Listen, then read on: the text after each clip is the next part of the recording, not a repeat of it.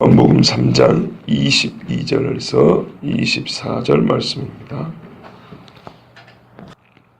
그 후에 예수께서 제자들과 유대 땅으로 가서 거기 함께 유하시며 세례를 베푸시더라.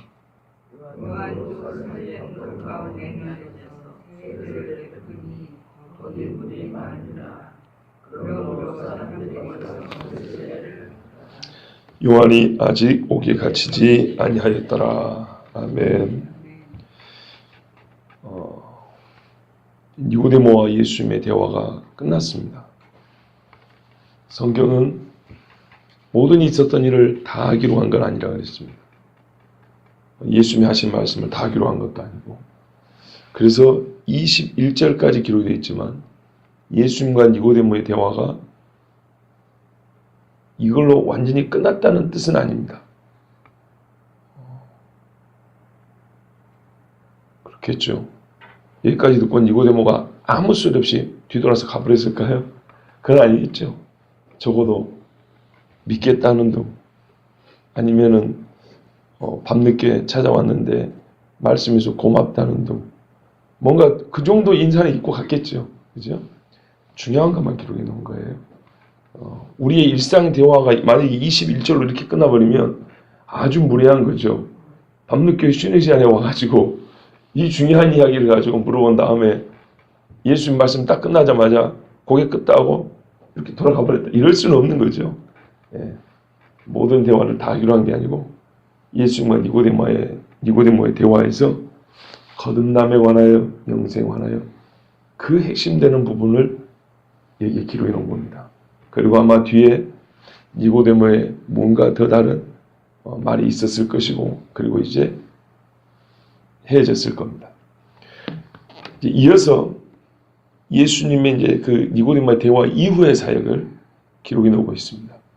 예수님과 니고데모가 어디서 대화를 했죠? 예루살렘입니다. 어느 때? 6월절에. 6월절은 하루 또는 이틀이지만 일주일 뒤에 무교절이 붙어 있다고 그랬습니다. 누룩 없는 빵을 먹는 무교절. 그 기간 중에 니고데모를 만났던 겁니다. 예수님은 6월절에서 그 기간 동안에 사역을 하시고, 자, 이 절기가 이제 다 끝났습니다. 예수님이 예루살렘에서 더 살게도 되는데 이제 예루살렘을 떠나가 나간 겁니다. 보십시오. 그 후에 예수께서 제자들과 유대 땅으로 가서, 그러면 예루살렘도 유다 지파인데 굳이 여기서 유대 땅으로 가서, 이 말은 예루살렘 이외의 유대 지역으로 가셨다, 이런 말이 되겠죠. 예수님 당시에 지역이 크게 세 군데로 이렇게 구분되어 있던 것을 우리가 복음서를 통해서 알 수 있는데, 유대와 사마리아와 갈릴리, 딱 귀에 들으죠. 예수님이 갈릴리에 계시다가 예루살렘 유대 땅으로 오셨다가, 갈릴리로 계셨다가 유대로 오셨다가, 중간에 사마리아가 있어요. 사마리아를 통과해서 오시면 되고 통과해서 가시면 되는데, 유대인들은 사마리아를 안 지나니까 요단강 건너서 삥 둘러서 댕기다고 이렇게 둘러서 댕기는데, 이제 며칠 있다 읽게 되겠지만 사장에서는 예수님이 이렇게 둘러서 안 다니고 직접 사마리아를 통과한 이야기가 한 번 있어요. 그게 대단한 사건이었다는 겁니다. 유대인들은 절대 그렇게 안 하거든요. 왜냐, 사마리아 사람들은 옛날에 북이스라엘 지역인데 갈릴리도 마찬가지입니다. 아수르의 포로로 잡혀간 이후에 아수르 사람들이 온갖 민족들 그때 다 데려다 놓고 혼혈을 시켜가지고 우리가 말하는 순수 이스라엘 피가 아니란 얘기예요. 그래서 유대인들이 사마리아 사람들을 개취급했다고요. 그래서 그 관계가 아주 안 좋아요. 더구나 예수님 당시에는 이 관계가 안 좋은 것뿐만 아니라 서로 사람을 죽이는, 의도적이든 우발적 사고였던 간에 그런 일이 있어가지고 아주 관계가 안 좋은 상황이었어요. 여차하면 목숨 걸어야 되는데, 근데 예수님이 거기를 가로질러 간 거란 말이에요. 의도적으로. 누구 만나려고요?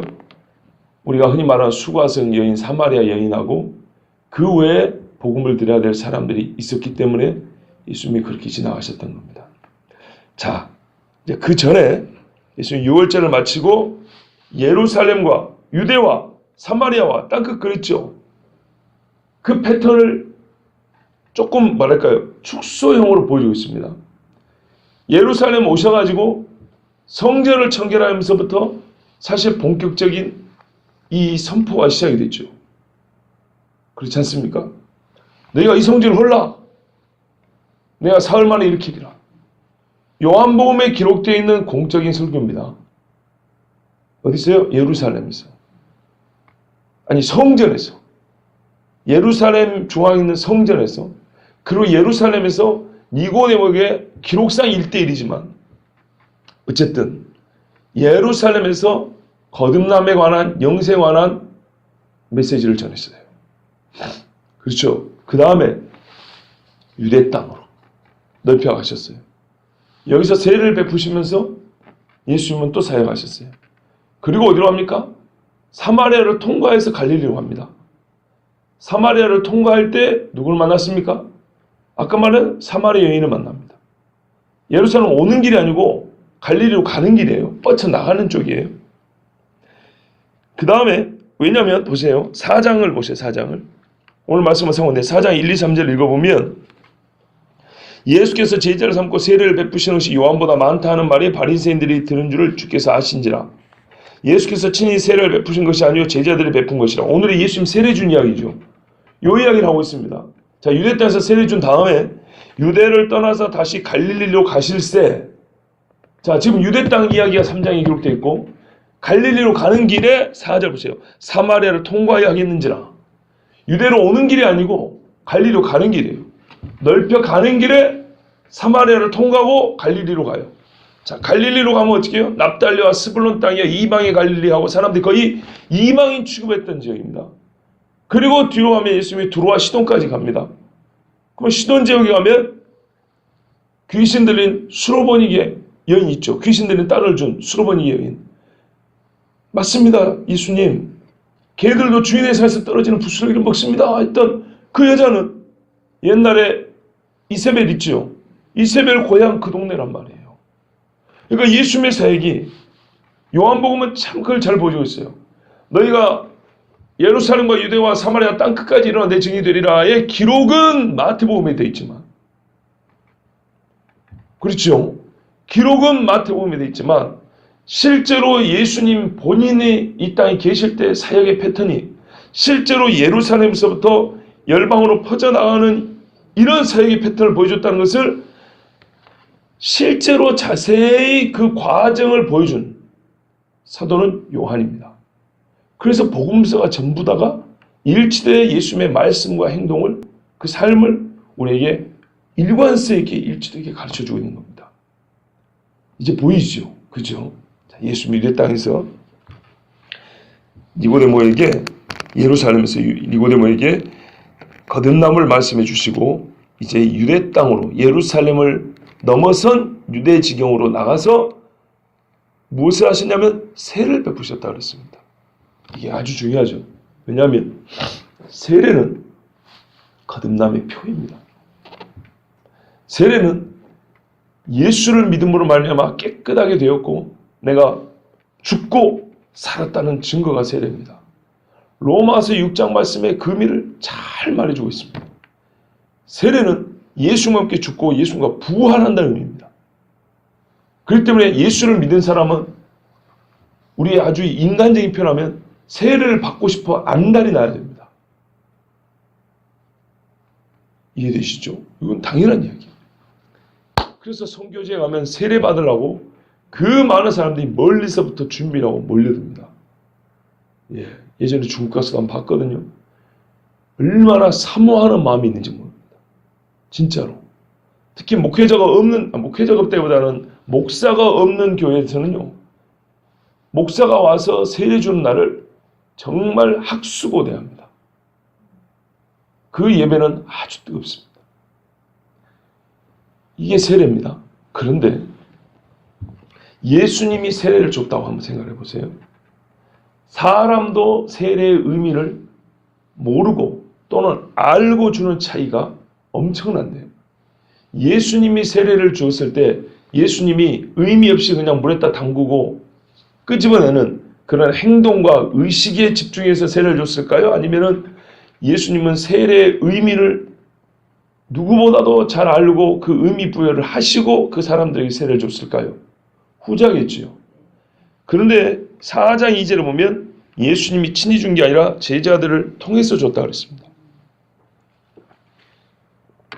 이거는 곧 누가 세례를 베풀 수 있는지를, 우리에게 또 세례 줄 권위가 어디에 있는지를 가르쳐 주는 것이긴 하지만, 분명한 건 예수님이 직접 세례를 줬건 제자들을 시켜서 그렇게 하라 했건 간에 세례를 줄 때 하나님의 아들인 예수님이 우리 인간들처럼 그냥 단순한 의식행위로 세례를 주지는 절대 그러진 않았을 거라 이 말입니다. 세례 요한조차도 너희가 회개에 합당한 열매를 맺어라 하면서 세례를 줬어요.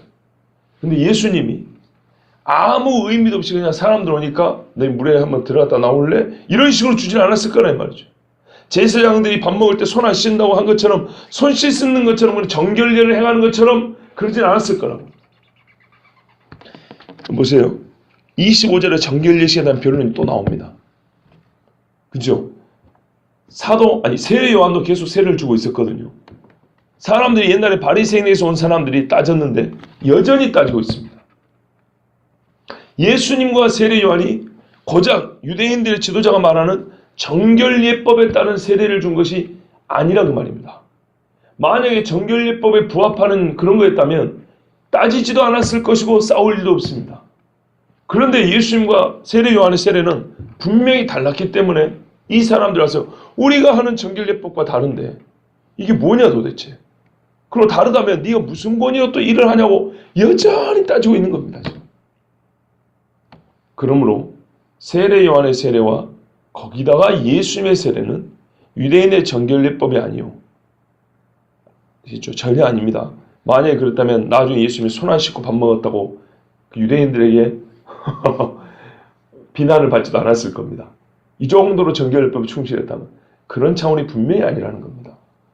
성경에 세례 요한에 준 세례는 회개의 세례라고 분명히 되어 있습니다. 예수님은 더하면 더하실지 덜하지는 않았을 거란 말이에요. 그러면 예수님 앞에 나온 사람들에게 예수님이 세례를 줬다는 것은 그들이 예수님을 만나고 적어도 예루살렘에서 예수님을 보았건 예수님 말씀을 어떤 식으로 들었건 표적을 보았건 간에 이는 그리스도예요.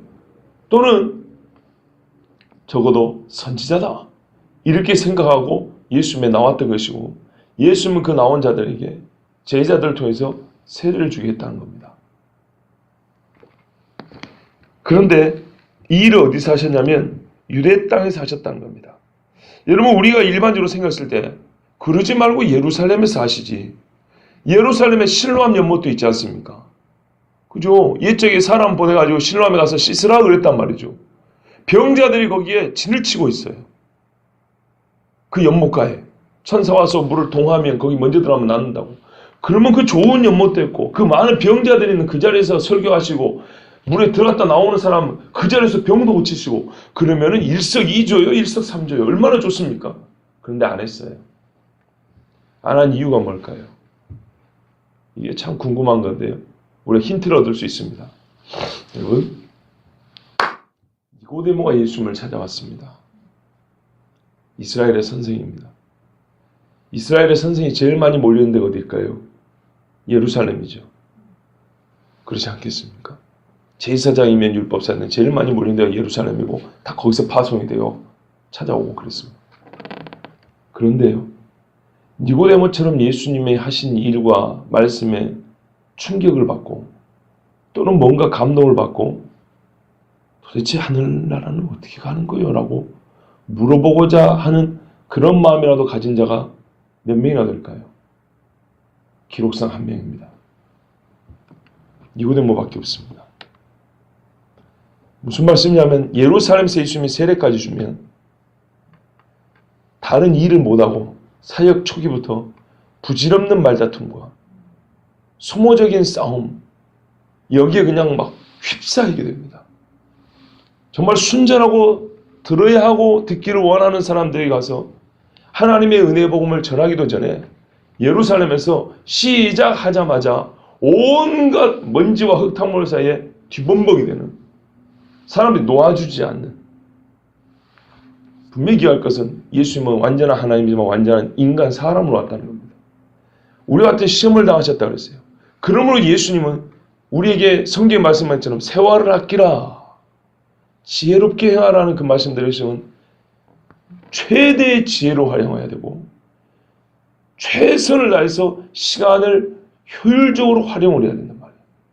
그 비교할 것이 없는 이 위대한 복음을 최선의 방식과 지혜를 활용해서 이 복음을 전해야 됐고, 시간 활용 역시도 매우 효율적이고 지혜롭게 해야 된단 말이죠. 그런데 사역 시작하자마자 안 그래도 유대인의 선생들이 성전을 무너뜨리고 진다 하니까는 분기탱치하고 막 붙어 난리인데, 그 중에 한 사람, 정말 복받은 사람 찾아와서 하나님 나라 어떻게 들어갑니까? 이렇게 질문해가지고 거듭남의 말씀을 해주셨는데, 여기서 세례까지 줬다. 난리가 날 겁니다. 정말 듣고 싶고 들어야 될 사람들은 이 유대인의 선생들이, 이스라엘 선생들이 둘러싸는 예수님을 파고 들어가 듣지도 못하고, 오히려 예수님은 쉽게 말해서 소동을 일으키는 자로 그렇게 사람들의 머릿속에 낙인이 찍힐 겁니다. 절기 때 와가지고 우리 절기 이 잔칫날을 엉망진창으로 만들어버린 사람, 복음을 듣지도 못하고. 예수님은 사역 초기부터 그는 소란에 있고 싶지 않으시고, 태어날 때부터 예루살렘은 소동한지라 그랬어요.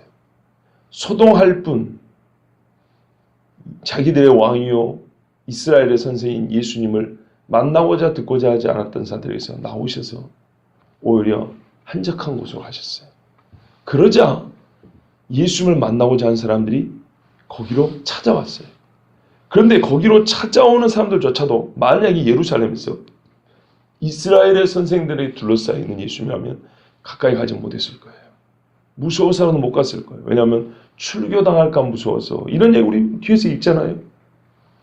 유대인들 사이에 저주받을까 무서워서 오히려 예수님 앞에, 그 복된 분 앞에 가까이 못 나갑니다. 근데 유대 땅으로 예수님 나오시니까 오히려 많은 사람들이 붙었고, 갈수록 더 많은 사람이 와서 사자에 보면 점점 사람들이 많아졌다, 이렇게 말하고 있어요. 또 이 일을 보고 3절에 보면 사람들이 하는 말이, 세례 요한이요, 당신이 저번에 말한 그 사람, 요새는 사람들이 세례받으러 그 사람한테 더 많이 가던데. 예?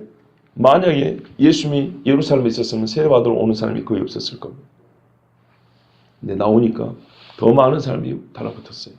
그때 오히려 사람들은, 역시 못된 사람들은 시기를 일으켰어요. 세례 요한한테 갖고 긁었어요. 당신 옛날에 인기 좋았는데 요새는 저 나사렛 사람, 저 사람이 인기가 좋은 것 같아. 주님과 주의 종을 이간질시켰다고요. 그때 주의 종이었던 세례 요한이 뭐라 합니까? 그는 흥하여야 하고 나는 망하여야 하고. 내가 서 있는 목적이 그분을 흥하게 하고 사람들을 그분께로 인도하려 함인데, 본래부터 그건데 당신들은 꼭 눈에 보이는 사람들의 비교의식, 경쟁심리, 그거 갖고 얘기하는데, 당신들은 내가 무슨 사역을 위해서 온지도 모르고 저분이 누군지도 모르고 전혀 모르니까 그딴 소리 하고 있다고. 이러면서 신랑의 친구가 잔칫날 왜 즐거워하는지 아시오? 친구니까. 신랑의 친구니까. 신랑이 신부를 많이 좋아하는 거 보니까 친구도 덩달아 좋은 거예요. 나는 신랑의 친구지, 나는 신랑이 아니요, 이렇게 말했단 말이죠. 근데요, 세례 요한과 예수님 사이에 있는 그 사람들 봐보세요. 이들은 도대체 뭘 하고 있는 것이고, 뭐 때문에 이런 말하는 것이고, 도대체 이 사람들은 복을 받고 있겠습니까? 아니, 복을 받기를 원하는 겁니까? 복을 받지 않기를 원하는 거야. 이라고 복 받겠습니까? 어렵죠? 참, 우리는 그래서 성경에 빛과 어둠으로 나뉜다니까요. 예수님과 세례 요한은 둘이 공이 같이 이렇게 사역을 하고 있는데, 그 주변에 있는 사람들은 도대체 뭘 하고 있는지 알 수가 없어요. 왜 세례 요한한테 그런 소리를 하는 것이며, 왜 예수님을 보고 이렇게 못살게 하는 이유를 그 속은 모르지만 행동을 보면 알아요. 하나님을 모르니까 그래요. 이제 5장에 가면 그 이야기 나와요. 성경도 모르고 하나님도 모르고 하나님의 능력도 모르고, 부활할 때 누구의 부인이 되겠습니까? 남편이 7이었는데 꼭 이런 거나 물어보고. 그때 예수님 뭐라 그래요? 안타깝게도 그거는 누가 안 가르쳐줬는가 보구나, 이렇게 한 게 아니라, 너희가 하나님 능력도 모르고 하나님 말씀도 모르니까 질문해도 꼭 그런 걸 물어본다. 그러면서 예수님이 이제 가르쳐줍니다. 근데 그게 그냥 가르쳐준 게 아니라 그건 책망조입니다. 니고데모에게 네가 이스라엘 선생으로서 어찌 이걸 모르냐 그런 것처럼 책망이었던 겁니다. 자, 제가 이렇게 조금 폭넓게 말씀드린 거는 이게 우리가 3장, 4장, 5장을 보면서 전체적인 윤곽이기 때문에 여러분 일단은 니고데모 대화가 끝나고 또 다른 예수 메시아에게 또 다른 차원의 전체 윤곽이기 때문에 이런 말씀을 전했습니다. 자, 보시면 예수님이 이제 유대 땅으로 가서 거기서 세례를 베푸셨는데 많은 사람들이 오히려 사람의 왕래가 적은 그곳에 예수님을 찾아와서 세례를 받았습니다. 그리고 예수님이 그들에게 세례를 주셨다는 것은 세례 요한도 너희가 회개에 합당한 열매를 맺어라. 즉 세례받기에 합당한 심령의 변화가 있어야 된다 했기 때문에 예수님은 당연히 그런 사람들에게 줬던 것이 분명합니다. 그런데 우리가 이제 또 하나 볼 것이 뭐냐면 제자들과 유대 땅으로 가서 거기 함께 유하시며라는 부분입니다. 놓치면 안 됩니다. 여러분 여기서부터 우리가 제자가 누군지를 알 수 있습니다. 제자는 그냥 예수님을 졸졸 따라다니는 사람이 아니고 죽기까지 따르는 사람이고요. 그 따름의 과정에는 항상 움직이만 있는 게 아니라 멈춤도 있습니다. 그러니까 동작그만이 아니고 예수님이 거하시는 곳이 평지건 산지건 바닷가건 높은 곳이건 낮은 곳이건 편안한 곳이건 불편한 곳이건 간에 예수님이 계신 곳에 항상 함께 했다는 얘기입니다. 이런 자들을 제자라고 합니다. 사도 그 행전 1장에 보면 가룟 유다가 죽고 그 빈자리를 한 사람을 채우죠. 그때 베드로가 조건을 말합니다. 뭐라 그러냐면 요한의 세례로부터 우리 가운데서 올려져 가신 날까지, 그러니까 예수님이 요한에게 와서 세례를 받지 않습니까? 그리고 예수님이 승천하죠. 그러니까는 전체적으로 예수님의 공생의 완전 끝과 끝까지 주 예수께서 우리 가운데 출입하실 때에 항상 우리와 함께 다니던 사람 중에 한 사람 그랬어요. 12제자 외에 예수님이 다니던 그 공생의 동안에 따라다니던 사람들이 있었어요, 분명히. 근데 예수님이 말하면 성경에는 내가 너희 12를 택한 것이 아니냐 이렇게 돼 있어요. 12사람만 예수님을 쫓아다닌 거 아니었고 다른 사람들도 있었는데 예수님 말하면 그 중에 12를 택하여 사도라 부르시니라. 그러니까 이들은 진짜 복을 받은 사람들이었어요. 솔직히 말하면 가룟 유다보다 믿음 좋은 사람 중에 12에 들지 않은 사람도 있었어요. 그러니까 이게 감사한 거예요. 믿음의 순위를 매겨가지고 12명 커튼라인 짜는 게 아니었어요. 그건 선발이죠. 선발이 아니고 선택이었어요. 믿음이 좋건 나쁘건 강하건 연약한 간에 예수님이 선택을 했어요. 그게 12명이었어요. 그러나 또 사도의 무리에 들지 못했다 할지라도 예수님을 따르는 자들이 우리는 사도를 안 불러줘서 기분 나빠 이러지 않냐고 예수님을 여전히 따라다니는 사람들이 있었어요. 여러 명 있었어요. 그 중에 사람들이 추천을 둘을 했어요. 그러니까 얼마나 많았을지 생각을 해보세요. 추천을 둘을 했는데 그 두 사람이 합당하다 그랬어요. 추천받은 사람과 합당하다. 그런데 빈자리는 하나이기 때문에 제비 뽑자. 이래서 뽑아서 마띠아가 뽑혔다. 이렇게 돼 있는 거예요. 제자는 어떤 사람이라고요? 예수님이 우리 가운데 계시는 동안에 출입할 때 항상 예수님과 함께 있었던, 우리 사자서 말하면 동고동락했던 사람, 그 사람이 제자입니다. 여러분 우리가 예수님이 하신 명령을 기억하죠. 너희는 땅끝까지 이르러 내 복음을 전하고 가르쳐 제자 삼으라. 마태복음 28장 맨 끝에 명령 하나입니다. 제자 삼으라. 명령이 하나입니다. 근데 제자를 삼을 때 어떻게 하냐? 내가 너희에게 가르친 모든 것을 가르치고 지키라. 분부하고 성삼일체 하나님으로 세례 주고, 이 과정입니다. 이게 제자 삼는 과정입니다. 그리고 제자 삼으라. 이겁니다.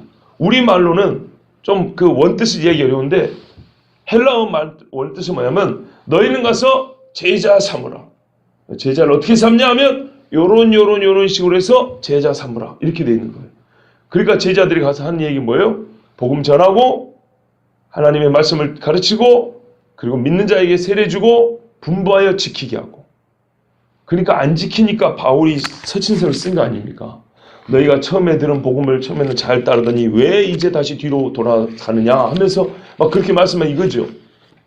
이것을 쉼 없이 끝까지 해야 제자가 되기 때문에 예수님이 그렇게 말씀하신 거고 사도들은 역시 그렇게 했던 겁니다. 자, 이래서 이제 우리는 제자들이 누군가를 볼 수 있고요. 이때 특이한 거는 요한이 예수님이 이제 세례를 주고 본격적으로 사역을 시작하셨으니까 요한은 멈출 만도 하죠. 그런데 그렇지 않고 요한도 살렘 가까운 에논에서, 여기가 어딘지 정확히 모릅니다. 그런데 추정할 때는 분명히 요단강 어딘가인데, 왜? 물이 많으니까요. 요단강 어디인데 처음에 세례 준 곳은 아닙니다. 무슨 말이냐면 요한은 계속 자리를 옮겨 다니면서 세례를 줬습니다. 때에 따라 물이 넘치기도 하고 부족하기도 하잖아요. 유대는 그렇게 돼 있잖아요. 건기 우에 따라서 물이 있는 때가 있고 없는 때가 있어요. 참 그래서 요한은 때를, 그러니까 자기의 사역에 맞춰서 환경을 찾아간 겁니다. 이거 오해하면 안 됩니다. 무슨 말이냐면 사역과 상관없이 세상이 만들어진 환경, 좋은 환경, 그 말이 아닙니다. 이 사람의 사역은 뭐냐면 세례 주는 거예요. 세례 주는 자였기 때문에 물이 없는데 가만히 있으면서 나 세례 주고 싶은데 물이 없네. 이거는 게으른 거고, 세례 주는 사역이기 때문에 이 사람은 물이 있는 곳을 찾아다니는 게 본 사역인 거예요. 이해되시죠? 이게 오늘 우리나라 그 평범하게 생각한 것처럼 환경과 조건이 중요해. 교회가 길목에 쫙 있어야지. 물론 그러면 더 좋겠죠. 그런데 그런 걸 위주로 생각하는 거하고는 차원이 다른 얘기예요. 교회는 복음을 전해야 되는 것이죠. 또 연약한 자는 이렇게 세우는 일을 해야 되죠. 말 그대로 제자를 삼아했으니까 그 일을 해야 되는 거죠. 근데 요한의 사역은 예수님의 길을 예비하는 것이고 사람들에게 회개의 세를 전파함으로써 예수님 만날 방향을 지시해 주는 게 요한의 사역이었어요. 그렇기 때문에 요한은 어찌 했다고요? 물이 있는 곳에 반드시 찾아가야만 됐던 거예요. 그래서 본문도 이걸 강조합니다. 그곳에 물이 많은지라.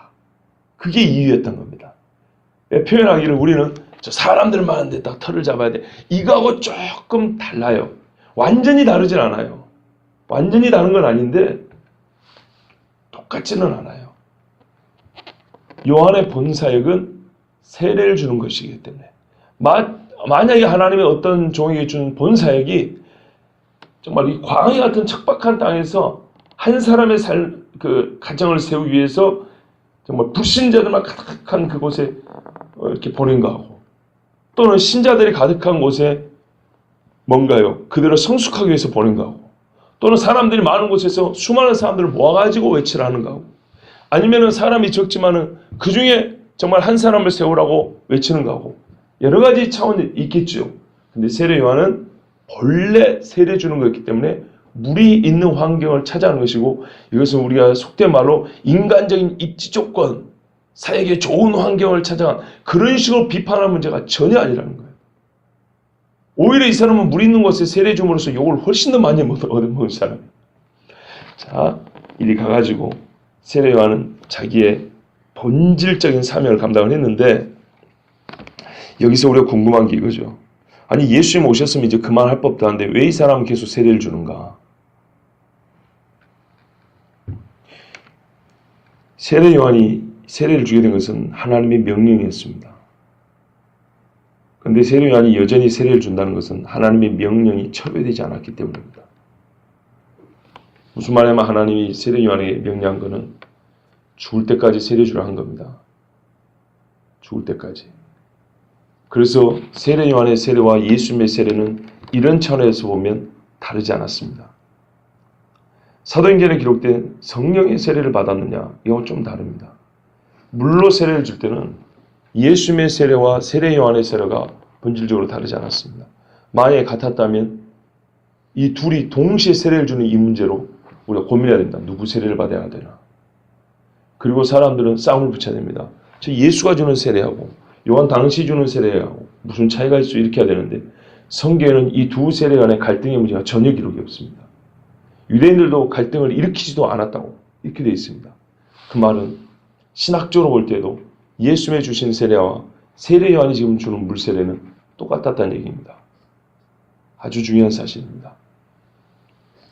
그리고 여전히 예수님이 사역을 하고 계셨지만 요한에게는 저 예수님을 보라고 이 세례가 누구를 지시하는지 무엇을 말하는지를 가르쳐야 하는 그 사명을 하나님이 계속 부여하셨다는 걸 알 수 있고, 요한은 그가 죽기까지 이 일을 충실하게 감당한 사람, 진짜로 예수님이 오시기 전부터 예수님이 오신 후에도 계속 사람들을 저 하나님의 어린 양을 보라고 지시하고 예수께로 사람들의 마음을 돌이키는 그 일을 충실하게 감당했던 사람입니다. 얼마나 복받은 사람인지 모릅니다. 그런데요, 이 요한이 계속 이 사역을 감당했지만 그래도 예수님이 계시는데 요한이 왜 이 사역을 계속 감당했을까라는 의문은 우리가 완전히 떨쳐버릴 수는 없습니다. 그것은 예수님이 사역의 내용 중에 이 전환점이 있는데요. 그게 뭐냐면 예수님 지금까지 복음을 전하기도 했고 니고데모도 가르쳤고 예루살렘에서 표적도 행하고 했지만은 결정적 메시지를 전하지 않았습니다. 회개하라 천국이 가까이 왔느니라, 이 말씀을 아직 외치지 않았습니다. 이 말씀은 성경에 보면 요한이 잡힌 후에 비로소 이렇게 표현되어 있습니다. 비로소라는 말은 요한이 잡히고 요한의 사역이 끝났을 때야 외쳐야 했던 메시지였다는 겁니다. 요한의 사역이 끝나고 완전히 요한의 사역이 이제 종료된 후에 예수님의 사역 중에 회개하라 천국이 가까이 왔느니라 이 외침이부터 이제 뭐라면은 공적으로 선포되는 하나님 나라 복음인데, 이 복음은 요한의 사역이 종료됨과 동시에 시작이 되기로 예수님 안에서는 그렇게 계획이 세워져 있던 거고 그렇게 정해졌던 것이었다 이 말입니다. 그러면 예수님이 요한이 잡히기 전까지 한 건 뭐냐면 하신 거죠, 분명히. 그러니까 니고데모 개인에게 하신 거고 세례를 준 것이고 어떤 상징적인 그런 성전 청결과 표적을 했지만 입으로 직접 무슨 말이냐면 수많은 사람들에게 나를 믿어야 너희가 하나님 나라에 들어간다는 공적인 선포, 전파라고 되어 있거든요. 니고데모는 혼자 쳐서 이렇게 다마 형식이지만 세상 사람들에게 나팔부듯이 이렇게 전파하는 것은 요한이 외쳤다 그랬잖아요. 그것처럼 예수님이 외치기 시작한 것은 요한이 잡힌 후부터라 이렇게 되어 있어요. 그 전까지는 하나님께서 요한에게 그 외침이 실제로 외쳐지기 전까지는 어떤 의미에서는 좀 조용한 상황이죠. 예수님께로 계속 인도하는 일을 하도록 명령하셨기 때문에 요한은 끝까지 그 일을 충성되게 감당을 한 겁니다.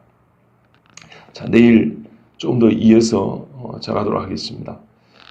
왜냐하면은 제가 한 가지 실수한 게 있는데요. 내일 같이 좀 시간이 지금 갔기 때문에 내일 다시 말씀드리려고 하고요. 중요한 거는 예수님이 유대 땅에서 세례를 주기 시작했고 제자들이 함께하였고 요한도 세례 주기를 멈추지 않고 계속 세례를 주었다. 본문에서 두드러진 이 세 가지 사건이 하나님이 무슨 의미로 우리에게 어떤 말씀을 하시고자 기록해 놓으셨는가, 이것에 대해 우리가 들었습니다. 그리고 조금 더 우리가 확인해야 될 바는 24절에 요한이 아직 오게 갇히지 아니하였더라.